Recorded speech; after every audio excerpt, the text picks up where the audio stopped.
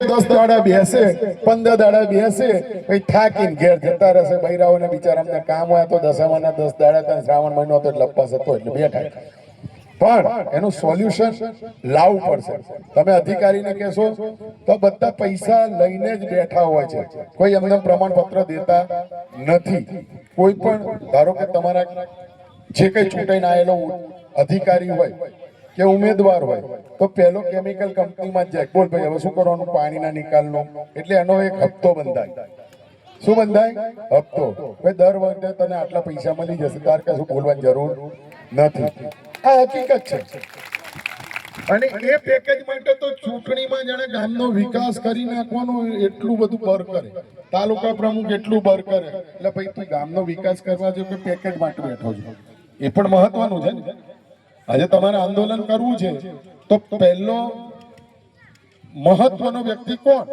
કે જેણે આ કંપની સાથે ટાઈપ ના કરેલું હોવું જોઈએ કે ભાઈ નથી જ લાવવાનું મને પેકેટ નથી જોઈતું તું આ પાણી બંધ કરે આ કહેવાની તાકાત રાખવી જોઈએ તમે હાઈકોર્ટમાં પિટિશન કરી હાઈકોર્ટે પિટિશન ફાઇલ કરી ઓર્ડર કર્યો હાઈકોર્ટે કે ભાઈ આ કેમિકલ વાળું પાણી ગામમાં ના જવું જોઈએ હાઈકોર્ટે ચુકાદો આપેલો છે તો એ ચુકાદાની સામે તમે સુપ્રીમમાં શા માટે જાઓ છો પાણી આવ્યું તો કોર્ટ ઓફ કન્ટેમ્પ કેમ નથી કરતા હાઈકોર્ટે આદેશ કર્યો છે તો તમારે કરવાનું શું આવે કોર્ટ ઓફ કન્ટેમ્પ કરવાનું આવે કે હાઈકોર્ટના ચુકાદાનું પાલન નથી થયું તો જવાબદાર કોણ તો જેણે કોર્ટના ઓર્ડરનું ઉલ્લંઘન કર્યું તો એની સામે તમારે હાઈકોર્ટના ઓર્ડરને લઈ અને કોર્ટ ઓફ કન્ટેમ્પ ફાઇલ કરવાનું થાય અને પંચનામું કરવાનું થાય જો સાહેબ તમે કીધેલું પાણી તો આવે જ છે અને હાઈકોર્ટનો આદેશ છે તેમ છતાંય જો પાણી આવે છે તો આ લોકોએ હાઈકોર્ટના ઓર્ડરનું ઉલ્લંઘન કર્યું છે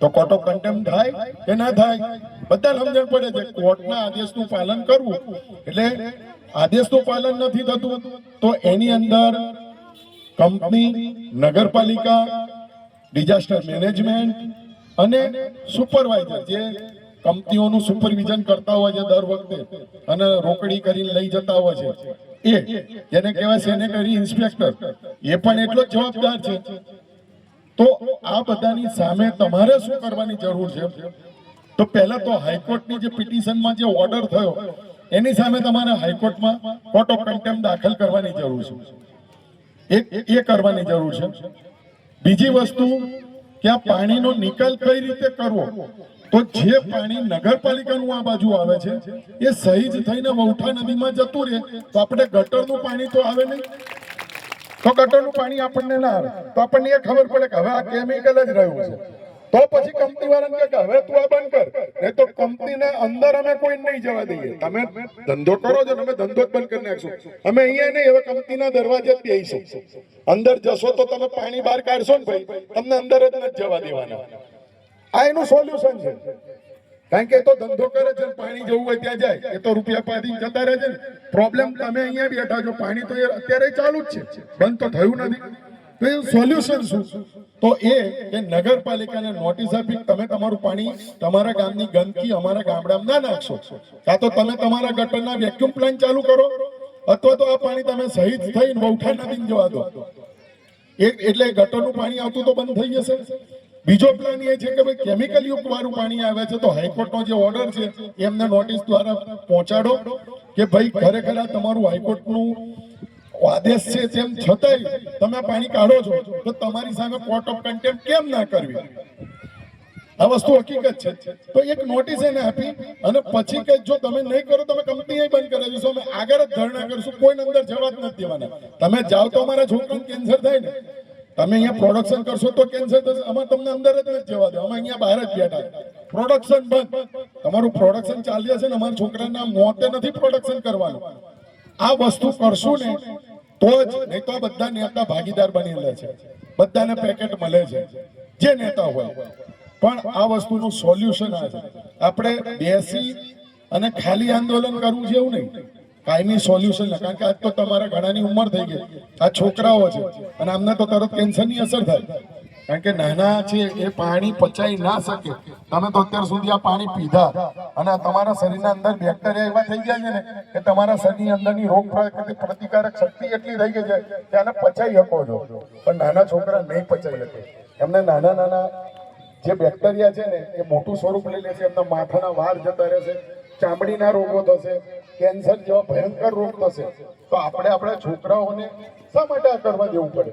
અને આપણે છોકરાઓ એમના પ્રોફિટ માટે આપણા છોકરાઓની ગંદકીનું પાણી શા માટે પીવડાવવું પડે? આ પાણી જમીનમાં ઉતરે છે અને એ જ બોર કરી અને આપણે એ પાણી પીએ છીએ. પાણી તો અંદર જ ઉતરવાનું છે ને. અને આ લોકો હમણાં ઘણું શું શીખ્યા છે એવું તમને કહું. આ લોકો મોટા મોટા બોર કરે છે જમીનની અંદર, બોર કરી નાખ્યા અને આ પાણી સીધું અંદર ઉતારે છે. શામાં? જમીનમાં. એટલે એ જે નદીનું વેણ આવવાનું પાણીનું, એ જ પાણી તમારે પીવામાં આવે. એ બહાર ના કાઢે તો શું કરે છે? એ પાણી અંદર ઉતાર દે છે. એટલે જમીનના તળના પાણી પણ તમારા ખરાબ થઈ જાય. આ હકીકત છે. તો એનું પણ ઇન્સ્પેક્શન કરાવવું જોઈએ કે ખરેખર આ લોકો કેમિકલના પાણીનો ચોખ્ખું કરે છે કે ડાયરેક્ટ કેમિકલનું પાણી જમીનમાં ઉતારી દે છે. એ પણ એટલું જ મહત્વનું છે. જો પાણી અંદર જ ઉતરી જતું હશે તો તમને આખી જિંદગી આ જ પાણી પીવા મળશે. તમે ગમે તેટલા આંદોલન કરો, કારણ કે તમને ખબર જ નથી. આ તો દેખાય છે એટલે તમે જોઈ શકો છો કે આ કેમિકલ વાળું આવ્યું, ફીણ વાળું આવ્યું, પણ મહી જતું રહેશે તો શું? એ મહત્વનું છે ને. તો જ્યાં સુધી પાણીનું સોલ્યુશન નહીં થાય ત્યાં સુધી આ પ્રોબ્લેમ તો રહેશે જ. એના માટે પરફેક્ટલી કે આ બોરના પાણી તમે બોર કરીને અંદર તો નથી ઉતારતા ને, આ તમારું કેમિકલ વાળું. કારણ કે એ જ નદીનું વેણ, તમને તો ખબર ને નીચે નદીઓ જતી હોય ને એ જ બોરથી તમે પાણી પીતા હોય અને એ જ પાણી તમે જો પીશો તો પ્રોબ્લેમ તો સોલ્વ થવાનો જ ને. તમને દેખાશે કે હવે નથી આવતું કેમિકલ વાળું પાણી, પણ એ બીજો રસ્તો કરે, ઉપરથી નહીં હવે નીચેથી જવા દઈએ છે. તો શું? તો એના માટે આપણે જાગૃત થવું પડશે. કારણ કે એ જાગૃત થવા માટે તમારે પિટિશન જ કરવી પડશે, હાઈકોર્ટ પિટિશન કરવી પડશે અને આની પ્રોપરલી ઇન્ક્વાયરી કરાવવી પડશે કે ખરેખર શું થઈ રહ્યું છે. કારણ કે બધા રિપોર્ટ તમારે આ ગટરનું પાણી જઈને આપશો ને તો આ લોકો નીલ રિપોર્ટ આપશે. પાણી ચોખ્ખું પીવા લાયક, તું પી લે ને ભાઈ, અમને પીવડાય. તું કહે છે ને કે ચોખ્ખું પીવા લાયક એટલે પી ગ્લાસ ભરી. એ રિપોર્ટ આપનારને પીવડાવવું પડે કે તું પી લે, પછી આખું ગામ પીશું અમે. એવું કર્યું એને? કાગળિયા ઉપર રિપોર્ટથી વસ્તુ સાચી નથી હોતી. દરેક વસ્તુ તમે લોકો કેમિકલ વાળાનો ખાલી કાગળિયા ઉપર રિપોર્ટ આપી દો છો અને હાઈકોર્ટમાં સબમિટ કરી દો તો પાણી પીવા, હાઈકોર્ટનો કોઈ જજ આવીને પાણી પીવાનો નથી, પીવાનો જ કોઈ. એ તો જજમેન્ટ આપી દે કે ભાઈ રિપોર્ટ આવ્યો, નીલ છે, પાણી પીવા લાયક છે, તો એક એક ગ્લાસના ડબલા ભરીને જજને પીવડાવવા પડે. એકલો પીવો સાહેબ, તમે પીએ, બધા હંગાત પીએ. ધારાસભ્ય કે તમે પીવો, રિપોર્ટ સારો હોય તો ઘેર અહીંથી મોકલીએ. તમારે આરોના પાણી પીવા છે અને અમને કેમિકલ વાળા પીવડાવવા છે. તો વ્યાજબી નથી ને ભાઈ.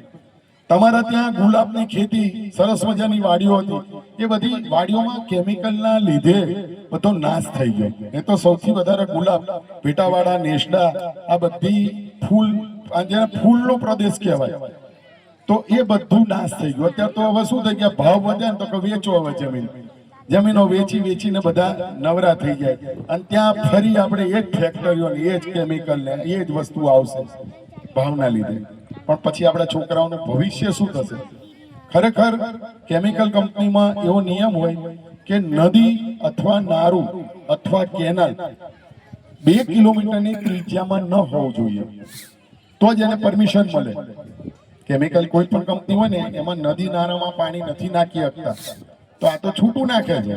નદી નાળામાં તો નહીં નાખતા, છૂટું નાખે છે. તો છૂટું તમારે કેટલું નુકસાન કરતા હોય. તો આ બધી વસ્તુનું આપણે સમજણ લઈશું અને જેણે આ પિટિશન કરી છે એ ફાઇલ પણ જોઈશું. અમારી લીગલ ટીમ પણ એમાં હેલ્પ કરશે કે એમાં શું શું કરવા જેવું છે, આગળ ક્યાં કરવી છે, અપીલો કઈ રીતે કરવી. પીઆઈ હમણાં તમારી પેટાવાળાની દાખલ થઈ, એમાં હાઈકોર્ટે ઝાટકણી પણ કાઢી છે અને હમણાં આંદોલન. તો આ કેમિકલ જે હાઈકોર્ટની પિટિશનમાં નગરપાલિકાને પણ ગચકાઈ છે, કારણ કે નગરપાલિકાનો જે પ્રોજેક્ટ થયો એ ફેલ છે. એ બાબતમાં હાઈકોર્ટે ઝાટકણી કાઢી જ છે. એની સાથે તમારી આ અપીલ સાથે ત્રાહિત પક્ષકાર તરીકે તમે જોડાઈ શકો છો કે ભાઈ અમે એમાં અમારો હિત સમાયેલું છે અને અમને આ પ્રોબ્લેમ છે, તો એની પિટિશન સાથે આપણે પણ એમાં સમર્થન લઈ શકીએ. તમારું અગાઉનું જજમેન્ટ છે એની સાથે પણ તમે રીટ કરી શકો, અમને નોટિસ આપી અને આ વસ્તુ બંધ. જો લીગલી પ્રોસિજર નહીં કરીએ ને તો બધાને વેચાતા ખરીદે લે એવી તાકાત ધરાવે છે કંપની. તમારામાંથી કોઈક આગેવાન છે, હું આગેવાન, ચલો હું જ આગેવાન જવું કંપનીમાં, શું અરે બેવન કનુભાઈ યાર બેવ એ ઠંડુ લાવજે કનુભાઈ માટે. પછી શું કરે કનુભાઈ ઠંડા થઈને બહાર આવતા રહે. હા હા તમતાર આપણે આમ કરશું તેમ વાતો છે ભાઈ. આમને હરિયાણા ડામ કોણ તો જ મેર ખાય, બાકી ઠંડા પીને લોકો પાછા જ આવે છે. બરાબર ને? હું તમને જે કહેવા માંગુ છું તમે બધા સમજી શકો છો, બધા હોશિયાર જ છો. કશું કોઈ કહેવાય મેં મોગમમાં કીધું છે પણ શું લાગુ પડે છે એ તમને બધાને ખબર પડી જાય ક્યાં શું થઈ રહ્યું છે. આંદોલન ભાઈ શું છે ભાઈ, આંદોલનમાં હવે શું કરવાનું? અરે ભાઈ તમે શાંતિ રાખો ને, થોડા દાડા બેસે પછી કરીએ છે કંઈક. આ બધું આઈસ્ક્રીમમાં પતી જતું હોય અને આઈસ્ક્રીમ પાછો મોંઘો હોય, સસ્તો તો હોય નહીં. એટલે જેટલું આંદોલન તમારું વ્યવસ્થિત ખીચડી છાશ ખાઈને એટલો એનો આઈસ્ક્રીમ મોંઘો. બરાબર? એટલે આપણે એટલાય સતર્ક રહેવું પડે કે આપણી ખીચડીને સામે કોઈક આઈસ્ક્રીમ ના ખાઈ લે, એટલા ચોક્કસના પણ રહેવું પડશે. સમજણ પડે હું શું કહેવા માંગુ છું? આપણા નામે કોઈ આઈસ્ક્રીમ ખાઈ આવો ના જોઈએ, ધ્યાન રાખવાનું. લીગલી પ્રોસિજર કરશું, સાથે રહીશું, અમે તમારી જોડે જ છીએ. અમે બિન રાજકીય તરીકે તમારી જોડે આવ્યા છે, પણ સાચી સમજણ અમે લોકો નગરપાલિકા સામે પણ આજ અમારો વિરોધ છે. આખું ગામ અમાર ગંદકીમાં જ છે ભાઈ. તમે એકલા તો અહીંયા કેનાલ હોવા છે, તો બહાર નીકળીએ ને ગટર, અમારી હાલત તો તમારી કરતા ભૂંડી છે. એટલી પરિસ્થિતિ ધોરકાની પણ એટલી છે. હવે આમની પાસે કોઈ રસ્તો જ નથી, બધા શ્રીખંડના આઈસ્ક્રીમ ખાઈને બેઠા છે, કોઈ કશું પડી, બધા પોતપોતાના રોટલા શેકે છે. બરાબર? અને હવે તો આ લોકો એટલા બધા મજબૂત રાક્ષસ થઈ ગયા છે કે એમને બહુ મોટા, જેને કહેવાય ને કે બહુ આમ પેલું શિવનું તપ કરીએ, આ તો સ્વામીને ખબર હશે, બહુ તપ કરીએ એટલે કેવો રાક્ષસ બધો ખતરનાક થઈ જાય એવા થઈ ગયા કે અમને મારવા જ અઘરા છે. કારણ કે એમનો બાપ મહાદેવ હોય, એમાં બાપા કોણ તો કે મોદી સાહેબ. એટલે આમને કે અમારું કશું તોડવાના જ નહીં, આ તો છે ને મારા બાપા. એટલે ભાઈ તમે એમના નામે ચરી શું કામ ખાવ? ભાઈ તમારું પોતાનું સામર્થ્ય શું છે એ તો ખબર જ નથી. કોકના નામે રોટલા, અને પ્રજા પણ ભોરી છે કે હા આપણે તો મોદી છે ને એટલે આ ચાલશે. એટલે પણ શું ચાલશે? એનો ગામનો સરપંચ હોય, ગામનો તમારા તાલુકા સભ્ય હોય કે નગરપાલિકા પ્રમુખ હોય, એ બધાના લોકલ માણસો છો તમે. લોકલ તકલીફ હોય તો લોકલ માણસો જોઈએ છે કે મોદી અહીંયા કઈ તમારે ગટર સાફ કરવા નથી આવતો. તમને લોકલ માણસ છે એ આપણી નામે શ્રીખંડ ના ખાઈ જાય એ જોવાનું છે. એટલે આ વર્ષ 15 વર્ષથી થતું હતું, અભી હાલ થયું નથી, તો 15 વર્ષમાં શ્રીખંડ કોણે ખાધો હશે બધાને ખબર જ હશે. બરાબર છે? આજે તો થયું ને કે આ બધા વ્યક્તિઓ છે મોતને ભેટ્યા, એ આજને આજ નથી થયું, ઘણા ટાઈમથી ચાલતું આવ્યું છે. પણ આપણે બધા કે હારું ચલો બહુમતીથી આપણે સરપંચ આ વખતે જોરદાર કરશે, પણ કશું ના કરે, ફરી પાછું વાનું આ. પણ હવે ઘરેથી માથે આવી ગયું. કેમ આવ્યું? કારણ કે પેલું જે નારું તોડ્યું ને એ બધું પાણી અહીંયા આવ્યું, 63 વાળું નારું એ તૂટ્યું, એ બધું પાણી અહીંયા આવ્યું. એટલે તમે કૂદ્યા. પહેલા અમે સોસાયટી વાળા કૂદ્યા કારણ કે અમારા ઘરમાં પાણી બેસી ગયા. હવે એ પાણી તમારા આવ્યું એટલે તમે કૂદ્યા. તમારે ઘરમાં કર્યું તો અમારે ઘરમાં કરી ગયું. મૂળ થયું તો બધા જો તમે હેરાન થયા તો અમે હેરાન, પણ અમે થયા એટલે હવે તમારી જોડે આવીને તમે હેરાન થાવ છો કે આનું સોલ્યુશન લાવીએ. સોલ્યુશન નહીં લાવીએ આનો કોઈ વિકલ્પ નથી. તમે હેરાન થાવ છો, શહેર વાળા હેરાન થતા હતા ને એટલે એ લોકો નાખો બંબો ગામડા બાજુ, એટલે તમારી બાજુ ના કરે એટલે તમે પણ બેઠા. પણ આ બધા શ્રીખંડ વાળાના લીધે જ આપણે બધા હેરાન થઈએ છે. એટલે હવે આ શ્રીખંડ વાળા માટે હું કંઈક આયોજન કરશું ને તો જ આપણે એમને આપણે કાયદાકીય રીતે, રાજકીય રીતે, બધી રીતે હેરાન તો કરવા જ પડશે, નહીં તો આનું સોલ્યુશન નથી. બાકી બધા બેહી રહેશો તો બેહી જ રહેશો, પછી 5 આગેવાન આવશે, ચલો ચલો સોલ્યુશન થઈ ગયું, ચલો ઉભા. એવું નહીં, સોલ્યુશન થયું તો એનું અમને બતાવો શું સોલ્યુશન કર્યું. પાણી નથી આવ્યું, હવે નથી આવવાનું એ સોલ્યુશન. 2 દાડા પેલા અમને કંપનીમાંથી પાણી ના છોડતા ભૂડો અમારે બહુ ડખા થાય, તો પછી 3 દાડા તમારું આંદોલન થતું, પછી પાછા ભેગા થવા અઘરા હો પાછા.